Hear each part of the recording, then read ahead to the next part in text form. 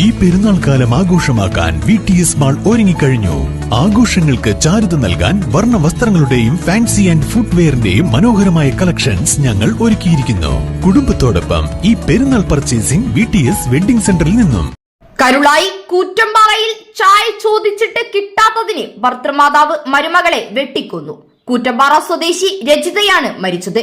സംഭവത്തിൽ ഭർത്തൃമാതാവ് ശാന്തയെ പോലീസ് കസ്റ്റഡിയിലെടുത്തു.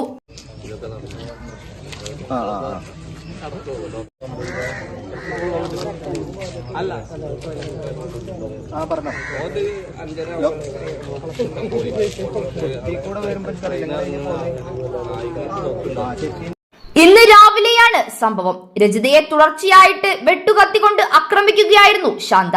രജിതയുടെ മക്കളും ഈ സമയം വീട്ടിലുണ്ടായിരുന്നു. മക്കൾ തടയാൻ ശ്രമിച്ചെങ്കിലും സാധിച്ചില്ല. കുട്ടികളുടെ കരച്ചിൽ കേട്ടെത്തിയ നാട്ടുകാർ രജിതയെ ആശുപത്രിയിലേക്ക് മാറ്റിയെങ്കിലും മരിച്ചിരുന്നു.